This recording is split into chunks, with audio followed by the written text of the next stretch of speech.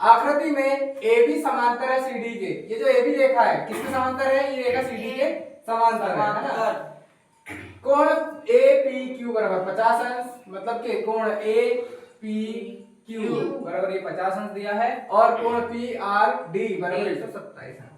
कोण P R D, यहाँ are लिखना पड़ेगा क्या रे? हाँ भैया, कैसे पता है शुभम तुरे?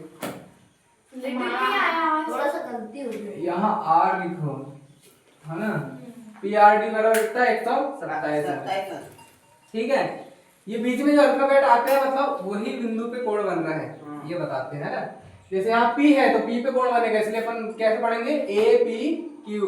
जैसे यहाँ R है तो अपन R पे कोण बन रहा है तो कैसा पढ़ेंगे? P R D. क्लियर?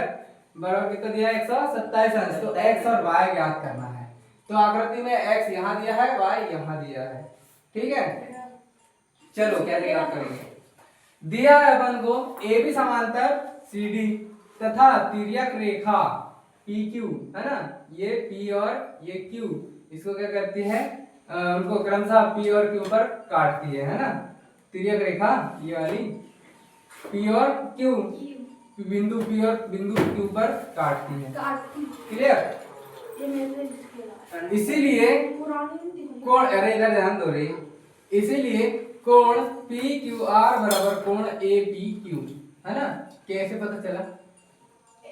कोण पी क्यू आर, कोण पी क्यू आर है ना बराबर कोण ए पी क्यू। कैसे? ए पी क्यू और पी क्यू आर। ध्यान से देखो, ये जेड जैसी आकृति दिख रही है क्या? है ना। यहाँ से शुरू होके एक कोण यहाँ बनता है, यहाँ खत्म होता है, फिर यहाँ से शुरू होके एक कोण यहाँ बनता है, यहाँ खत्म होता है। ये जेड जैसी आकृति पर बने कोण, एक ये और एक ये, दोनों क्या होते हैं? बराबर। क्लियर? तो पी क्यू आर बराबर ए पी क्यू, ये दोनों क्या है? एकांतर कोण है, इसलिए ये दोनों क्या हो गए? बराबर है ना।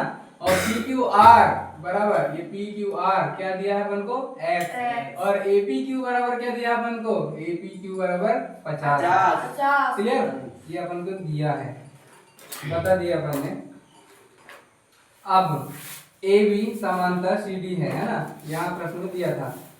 तो तिर्यक रेखा पी आर, अब ये वाली तिर्यक रेखा लेंगे है ना, इससे इनको क्रमशः P और R पर काटती है, बिंदु P और R पर काटती है, तब इसमें भी एक एकांतर कोण बनेगा ना। एक तो ये जेड जैसी आकृति है, तो एक ये पूरा कोण कौन सा? ये यहाँ से यहाँ तक का पूरा कोण है ना, और एक ये वाला कोण, ये दोनों क्या होंगे? बराबर होंगे। आई बात समझ? तो लिख दो ए पी आर, यहाँ से ये वाला कोण लिया है ना, ए पी आर बराबर पी आर डी है ना। ये दोनों क्या है? एकांतर कोण। ठीक है, दोनों रेखा पर सेम ही हुआ है। तो ए पी आर बराबर, देखो ए पी आर की जगह में अपन ने क्या लिखते हैं? ए पी क्यू धन ए क्यू पी आर है ना। तो अच्छे समझो, यहाँ समझने वाली बात है, कैसे समझना है। ए पी आर ये वाला कोण है, ठीक है। तो ये कोण में ये देखो, ये दो कोण बनते हैं है ना। कौन सा कोण? एक तो ये वाला और एक तो ये वाला है ना। ये दोनों का योग इसके बराबर होगा है ना। तो ए पी आर बराबर, ए पी आर को हटा के लिखा अपन ने ए पी क्यू धन कोण कौन सा? ये क्यू पी आर है ना।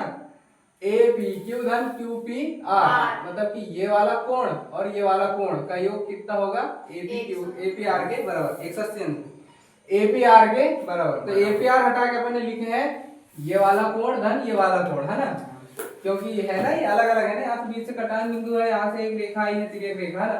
तो ये वाला कोण और ये वाले कोण को जोड़ के लिखे हैं अपन ने कि ए पी क्यू धन क्यू पी आर, किसको हटा के? ए पी आर को हटा के ये लिखिए। कहाँ से आया? समझ आया? उनको नहीं आया समझ? नहीं आया ना भैया। अरे ये ए पी आर है ना, तो इसमें देखो ये दो कोण बनते हैं, तो ये दोनों कोणों का योग ए पी आर होगा ना, ये यही लिखे हैं। और पी आर डी दिया है अपन को, पी आर डी 127 अंश दिया है ना, तो लिख दिए 127 अंश। तब ए पी क्यू का मान अपन को पता है। कहाँ से पता है? अरे ए पी क्यू बराबर 50 अंश है ना यहाँ, है ना। और ये पी क्यू पी आर बराबर अपन को नहीं पता है, क्या दिया है यहाँ पे y, तो वही अपन को याद करना था, लिखे अपन ने y बराबर 127 करे पक्षांतर घटा दिए, पता चल गया तुमको x का मान यहाँ 50 पता चल गया, y का मान अपन को यहाँ 77 है ना, क्लियर। यही तो सिद्ध याद करने था अपन को।